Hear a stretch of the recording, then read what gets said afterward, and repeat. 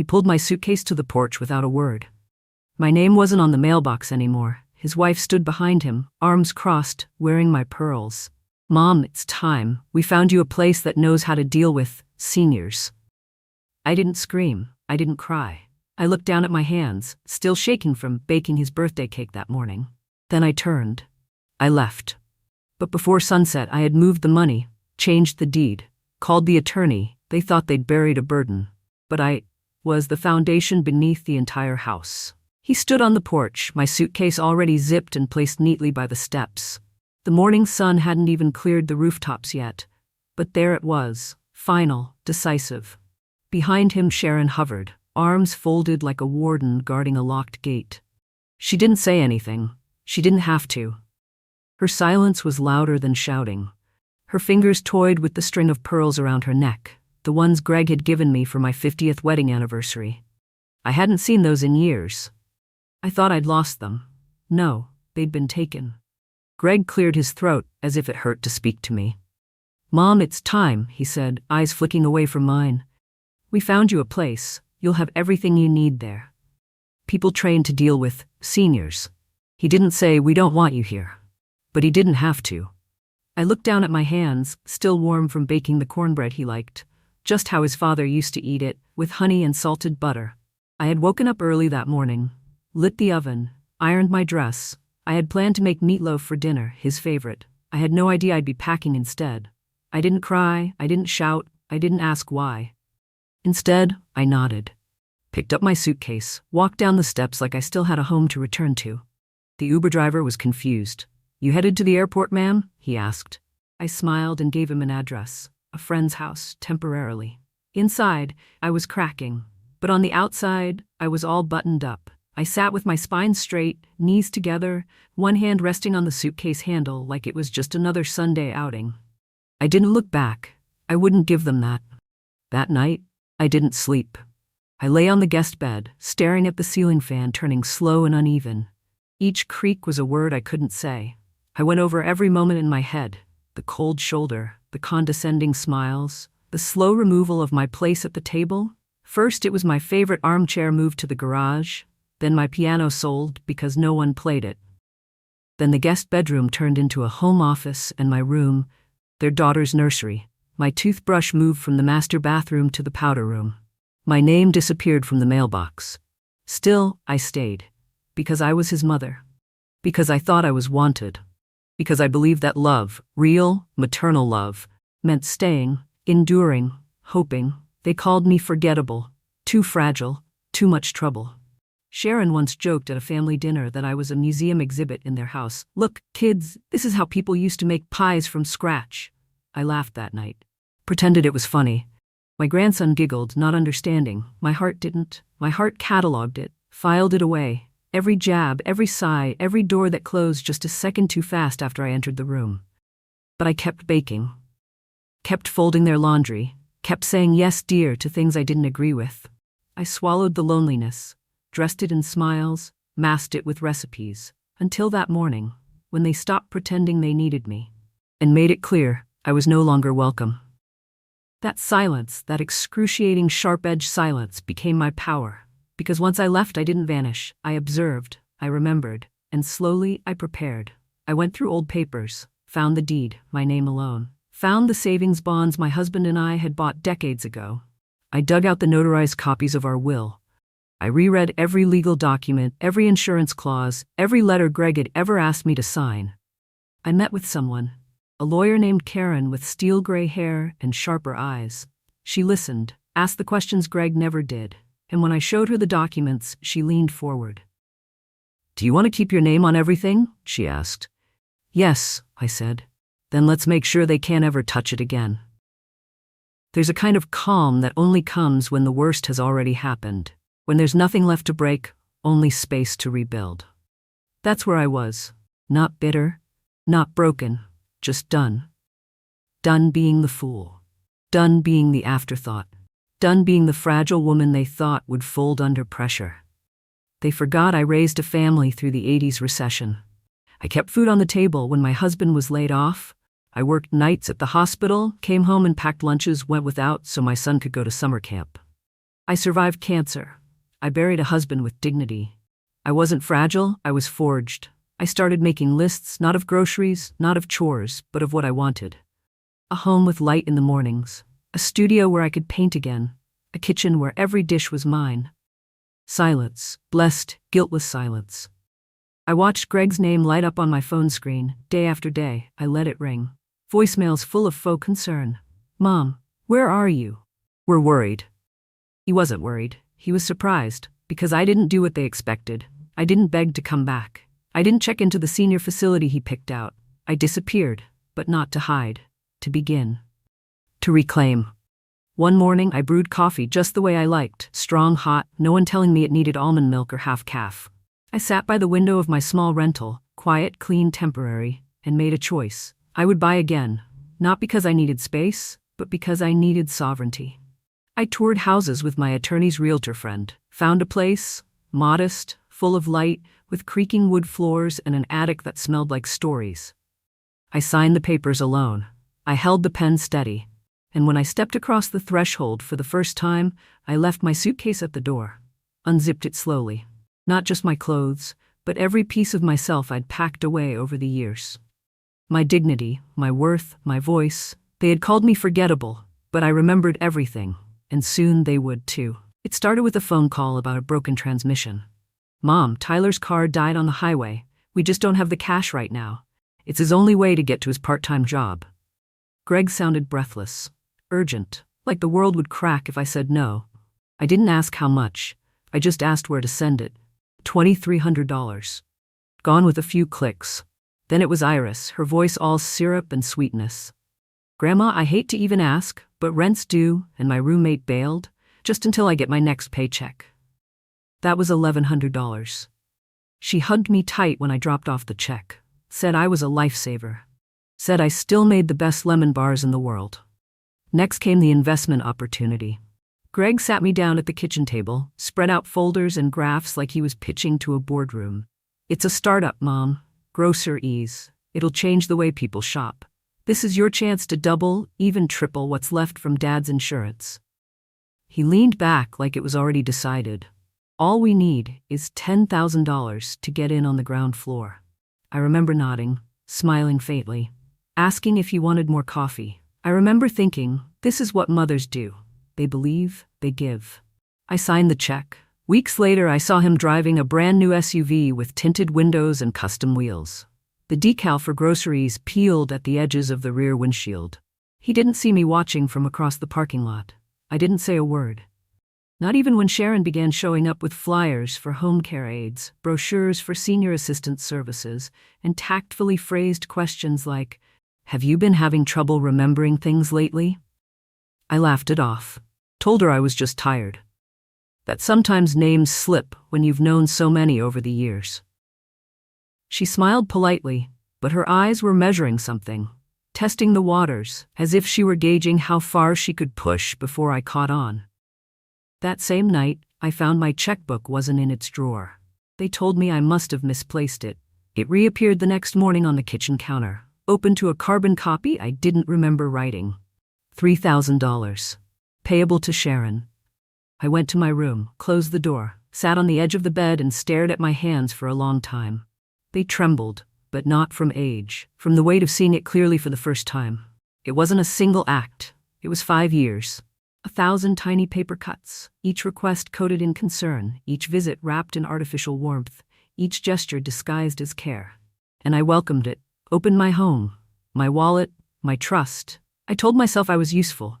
I told myself this was love.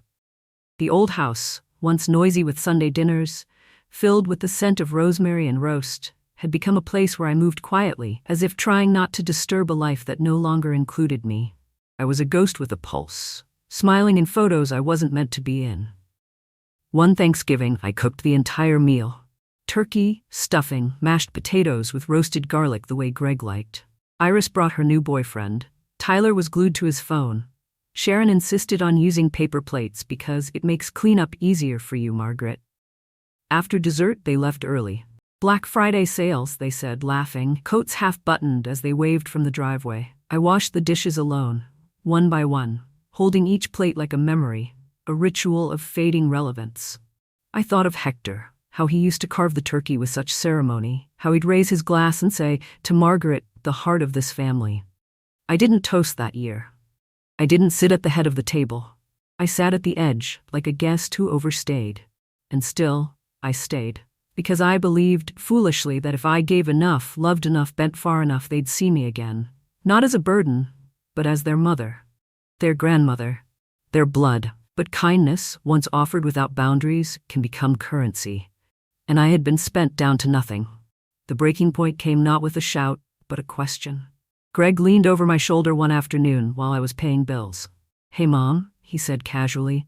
"Have you ever thought about adding someone to your bank account? Just in case something happens?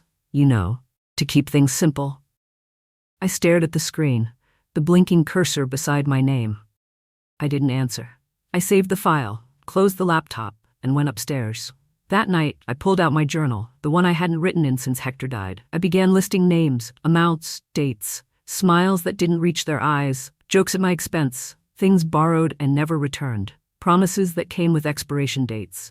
I wrote until my fingers ached, and when I finished, I didn't cry. I felt something else. Control. I made appointments, quiet ones, with banks, with advisors, with lawyers. I learned about power of attorney, revocable trusts, durable health directives. I rewrote my will with language so airtight, no manipulative hand could loosen it. I moved my money, slowly, steadily, without fanfare, one account at a time. When Tyler asked for help with a down payment, I said, "I'm sorry, I can't." When Iris hinted at credit card debt, I replied, "That's tough, I hope you figure it out." Each no was a scalpel, clean, deliberate, sharp. Their visits waned, their voices grew colder. Greg accused me of forgetting what family means. But family doesn't keep score with dollar signs. Family doesn't gaslight you into thinking you're senile so they can pocket what you built. Family doesn't treat your generosity like a faucet they can open at will. I gave them everything, and when I stopped, they vanished. But I stayed, and I remembered. Every request, every lie, every time they smiled while chiseling pieces of me away. 5 years of kindness. Weaponized, but they forgot something. I am my father's daughter. I am the girl who sold lemonade in the snow to pay for piano lessons. I am the wife who nursed a dying man without complaint. I am the woman who raised a son through 2 recessions, 3 job losses, and still managed to keep the lights on. I am not disposable. And I do not forget. It was a Wednesday. Late afternoon. The light outside was beginning to shift, that soft golden hour that used to make the old oak in the backyard look like it was glowing from within. I had just finished rinsing my brushes, leaving streaks of cobalt blue in the sink. A half-finished watercolor sat on my easel, an impression of the lake I visited once with Hector.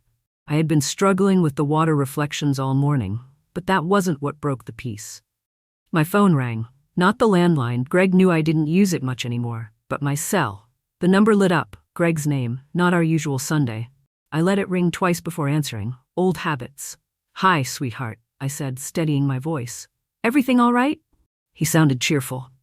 Too cheerful. "Hey, Mom, just checking in. How've you been feeling?" We chatted, or I should say I filled the spaces. He asked the questions he always asked about my garden club, my painting, my walks around the neighborhood. I told him about the neighbor's cat that had taken to sleeping on my porch swing. He laughed politely. I could hear him typing. Then came the switch. His tone dropped, just slightly. "So, listen, we're planning a little dinner next week. For Tyler's birthday. We'd love to have you there." I blinked. It had been months since I was invited to anything. "Of course," I said, startled but genuinely touched. "What can I bring?" "Just yourself," he said quickly. "We've got it all covered. It's at that steakhouse downtown. Tyler's been wanting to go." "That sounds lovely," I replied, already wondering how much the meal would cost. I'd tightened my budget, but it was his birthday. Then, too casually, Greg added, "One thing. Sharon was wondering, do you think you could transfer about $300 to her account? The restaurant's asking for a deposit on the private room, and things are a little tight this month." I hesitated. Not because I didn't have it, but because something felt off. "A deposit?" I asked. "At a steakhouse?" He was quick. "Yeah, for the private room. It's just to hold the reservation." I didn't press. "Sure, dear. I'll do it right after this call." You're the best, Mom. Love you. Love you too, I said. And then I waited. I didn't hang up. I didn't move. What I heard next didn't just take my breath away. It rewrote 5 years of my life in seconds. She bought it? Iris's voice, bright and smug, rang out like a bell. Hook, line, and sinker, Greg replied with a snort. God, I'm so tired of pretending to care about her stupid painting class. She's such a sap, Sharon chimed in. She'll show up with a card and cash like always. We'll bring up the reverse mortgage again after dessert, Greg said. Dad thinks we can get her to sign before year's end. Then we move her into that facility upstate. She doesn't need all that space, Iris added. We could turn the house around in under a month. And then Greg, my only child, my son who I had once rocked to sleep while the rain beat down on the roof, said the words that changed everything. Mom's too stupid to see what's going on. Always has been. Just like Dad said, soft, easy to manipulate. I didn't drop the phone. I didn't scream. I just listened. Until they stopped talking. Until I knew the shape of the betrayal completely. Not as suspicion, not as fear, but as fact. Then I ended the call. Slowly. Deliberately. Like laying a flower on a grave. I sat very still for a long time. The late sun moved across the hardwood floor. A shadow fell across the painting I had been working on. The lake, the soft water, a world of reflection. I stood, walked to the kitchen, poured myself a glass of water, though my throat was closed. I stared out the window. The oak tree didn't glow anymore. It looked like bones. That night, I didn't eat dinner. I didn't turn on the TV. I turned off every light in the house except the lamp in the corner of my room. I sat in its dim circle and went through the past, not as a mother, not as a victim, but as a witness. I reviewed every check, every favor, every insult that wore a smile, and something inside me hardened, not with rage, not even grief, with purpose. The next morning, I put on my nicest cardigan. I gathered every financial document I had, bank statements, trust papers, the original deed to the house. I called the number on a card I had kept tucked in the kitchen drawer. Karen Simmons, elder law attorney, referred by a woman from watercolor class who said she was a pit bull in pearls. She met me that afternoon. Her office smelled like leather and lemon polish. Her handshake was firm, her eyes sharp. I told her everything, not with emotion, just truth. She took notes, listened, asked questions. When I was done, she said something I'll never forget. Mrs. Ellison, she said, if you want to make sure they never touch a penny more of what you've built, we'll start today. And we did. Over the next 2 weeks, I changed everything. I revoked power of attorney. I removed their names from my bank accounts. I opened new ones. I transferred the house into a trust, a new will, a new healthcare proxy. A file 3 inches thick, protecting me from my own blood. I bought a new phone, new number. I changed my email. I told no one. When Greg called to follow up, he got voicemail. When Sharon texted to ask if I'd bring napkins to the party, she got silence. When Iris tagged me on Facebook with a smiley face and a new haircut, she got blocked. They knocked. I didn't answer. They left messages. I didn't reply. And then they showed up at the house. But I wasn't there, because I had already made another call to a realtor. The house sold in 8 days. Cash offer, clean inspection. The place I scrubbed for years. Cooked in, wept in, protected. I signed it away without blinking, because it wasn't home anymore. Home had become a weapon, and I was taking the ammunition away. I moved into a place with eastern light and silence at night. A place with no ghosts, no photo frames, filled with the faces of people who saw me as a transaction. Greg may think I vanished, but I didn't disappear. I simply began. I didn't leave in the middle of the night. I left in the middle of the afternoon. The kind of afternoon where the sun pours down lazy and warm across pavement and porch steps, where birds carry on like the world hasn't cracked wide open. I watched the movers carry the last box down the walk, labeled paints in black marker, and place it gently in the back of the van. They were polite young men. They didn't ask why a woman my age was moving alone. They just loaded, smiled, and waited for instructions. I handed them envelopes with tips and homemade cookies. Old habits die hard. Inside, the house was empty. The rooms echoed when I stepped across them, like I was walking through a version of my own life that had been gutted and hung up for inspection. The living room still smelled faintly of cinnamon and lemon oil. But it wasn't home anymore. It had stopped being home the moment my name became a transaction. I walked through one last time, ran my fingers across the edge of the fireplace mantel, touched the dent in the hallway where Greg crashed his tricycle 40 years ago. The ghost of a family that had once meant everything to me floated in those spaces. But ghosts don't pay visits. They haunt. And I was done being haunted. I didn't leave a note. I didn't call anyone. I simply disappeared. Not out of fear, not out of shame, but because the version of me they thought they owned no longer existed. The number they dialed for years had already been disconnected. The email addresses they spammed with birthday lists and money requests had gone dark. No forwarding address. No trail. The retirement community sat on the edge of a small Vermont town, a cluster of cottages surrounded by trees that flamed red and gold in autumn. I chose the furthest unit from the gate, the one with a view of the lake and a front porch just big enough for a rocking chair and a potted plant. The name on the door said Margaret, in small brass letters. No last name, no past. The first night, I sat outside as the sun set behind the hills. I held a cup of tea in my hands and listened to the quiet. No voices rising in another room. No footsteps overhead. No one asking where the checkbook was or what I planned to do with all that extra cash. Just the breeze and the creak of the rocker beneath me. It was the kind of silence that doesn't ask for anything. It simply allows. In the days that followed, I unpacked slowly. I didn't rush to hang photographs or decorate shelves. I opened boxes as I was ready. One contained a framed picture of Hector and me on our wedding day. He in his pressed uniform, me in a lace dress that took a month's salary and my mother's prayers to afford. I placed it on the bedside table, not as a memorial, but as a reminder of who I used to be.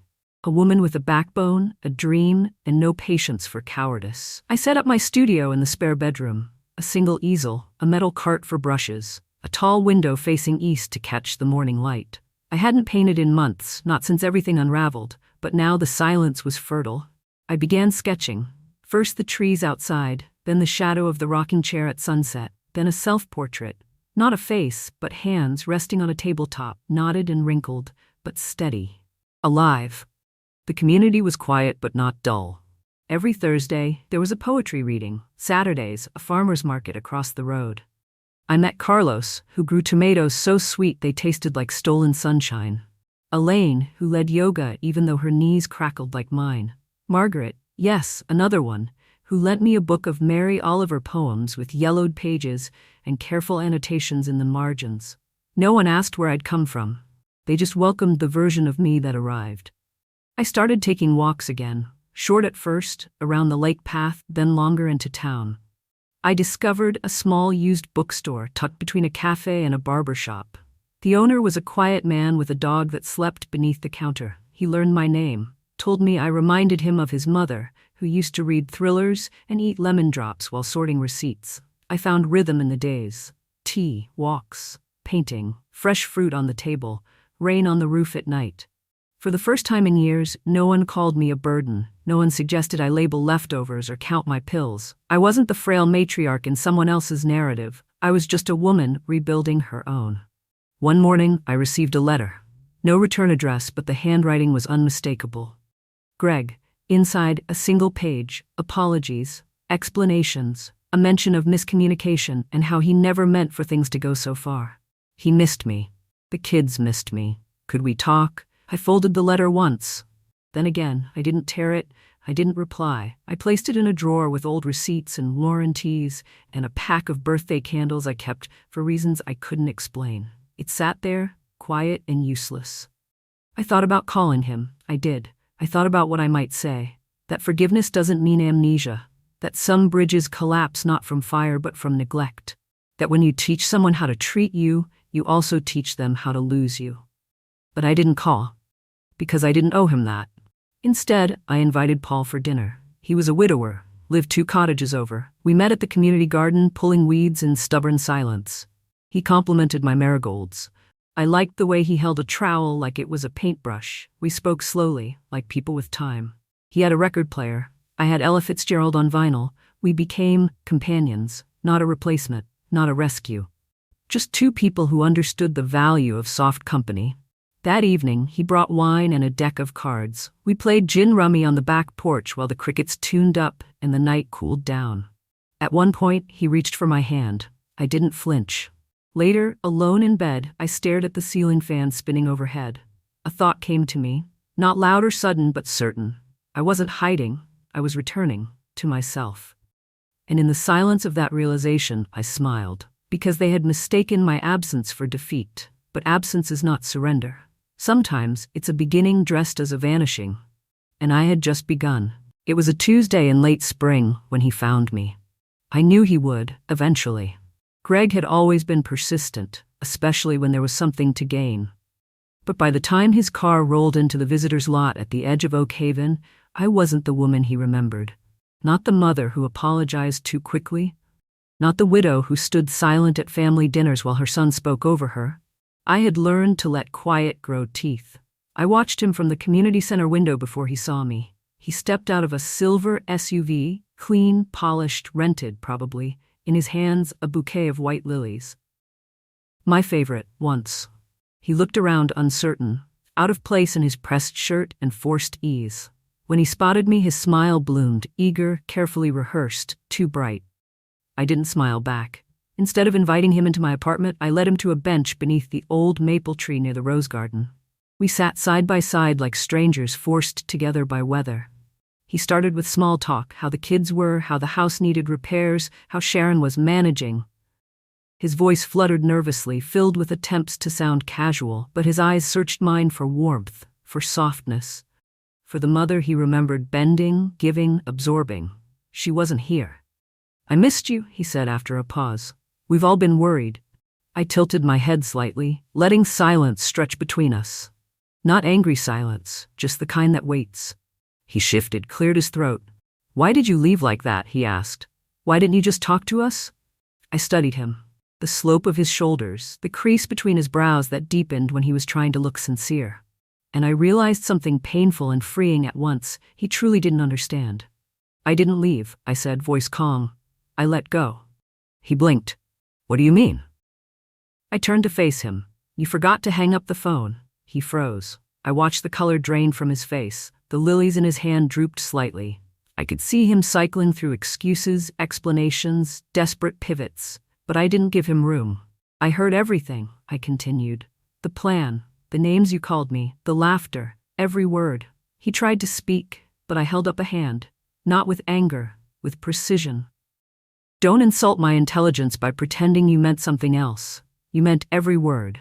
And I listened. Then I left. That's all. The pause that followed was thick, dense with unraveling. "Mom," he said finally, "you misunderstood. We were just venting. It was a joke, a horrible one, but not real." I didn't look away. "It was real enough for you to believe I was disposable. Real enough for you to plan your future with my house, my savings, my life. Real enough for you to say I was stupid. Weak."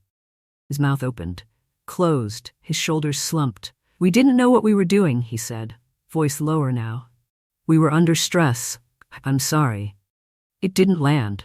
Not because I was incapable of forgiveness, but because the apology came only when I became unreachable. When the bank accounts were no longer shared, when the house was no longer mine, when the silence no longer needed explanation.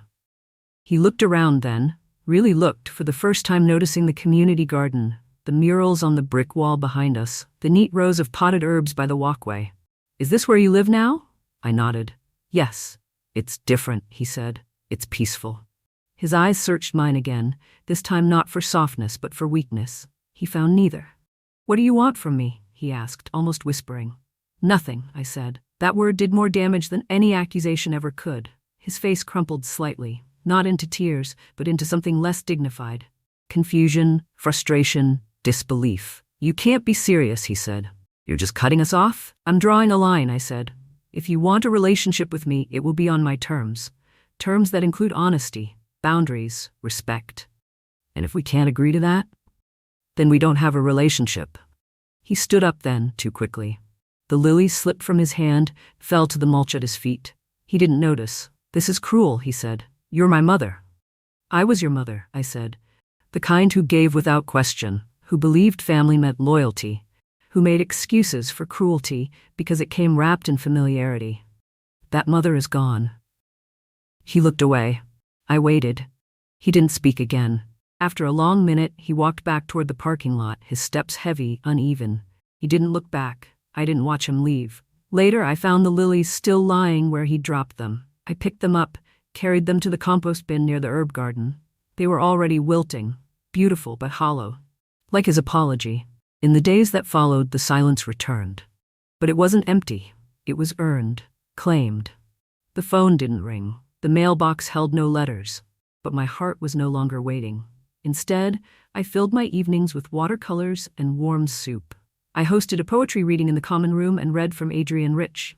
I walked the path by the lake at dusk, letting the wind play with the edges of my scarf. One Saturday, Paul and I sat on my porch sipping ginger tea. He asked if I was okay. I looked at the sky, streaked with lavender and ash.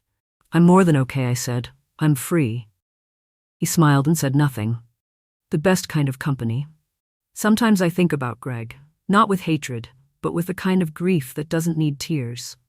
I wonder if he understands yet that love can't be measured in inheritance, that respect is the only true legacy, that when you weaponize someone's kindness, they might forgive you, but they'll never forget. And when I rise each morning to the soft light through my curtains, when I dip my brush into a clean jar of water, when I press color onto canvas without fear of being interrupted or minimized, I know this. He didn't find me. He met someone new, someone he no longer controls. And that, perhaps, is the real loss. Sometimes it takes losing everything you thought you needed, family approval, shared traditions, even your role in the lives you helped build, to discover something more enduring, yourself. If you've made it to this point in the video, then you understand the quiet strength it takes to walk away, not out of bitterness, but out of self-respect, to choose peace over proximity, to stop explaining yourself to people who only hear what they want. This story wasn't just about revenge. It was about reclamation, about what it means to protect your dignity when the people closest to you stop treating it as something sacred. As we grow older, we're taught to soften, to stay silent, to not cause trouble. But aging doesn't mean disappearing. It doesn't mean tolerating disrespect just because it comes from blood. Your years, your wisdom, your heart, they're not burdens. They're blessings, and you have every right to protect them fiercely. The lesson here isn't to burn every bridge. It's to build better boundaries. To understand that forgiveness doesn't mean access, that love can continue from a distance, that choosing yourself, especially later in life, is not selfish, it's survival. So what can we do practically to carry this lesson forward? Start small. Reclaim your mornings. Begin your day with one thing that is just for you. A quiet cup of tea, 5 minutes of journaling, a walk where you don't answer to anyone. Review your financial situation. Know where your power lies and don't be afraid to protect it. Say no when something doesn't feel right, even if it's to someone you love. And most of all, listen to your gut. That voice gets wiser with age, not weaker. If you're watching this and feeling alone, betrayed, or uncertain, please know, your story doesn't end in their silence. It begins in your own. You can rebuild. You can start again, not to prove a point, not to teach them a lesson, but because you deserve to live fully, freely, and on your own terms. Now, here's a question I'd love for you to reflect on and share in the comments. Have you ever had to walk away from someone you loved in order to protect your peace? And what did that moment teach you about yourself? Your stories matter here. Every comment helps someone else feel less alone. And if this video spoke to you, if you saw yourself in this story, or felt a truth you couldn't put into words before, consider subscribing to the channel. We share stories that honor the strength, pain, and quiet victories of growing older with grace and grit. And if you feel moved to support this channel so we can continue creating these deeply human stories, you can make a small donation through the link below. Every gesture helps more than you know. Thank you for being here, and more importantly, thank you for being you.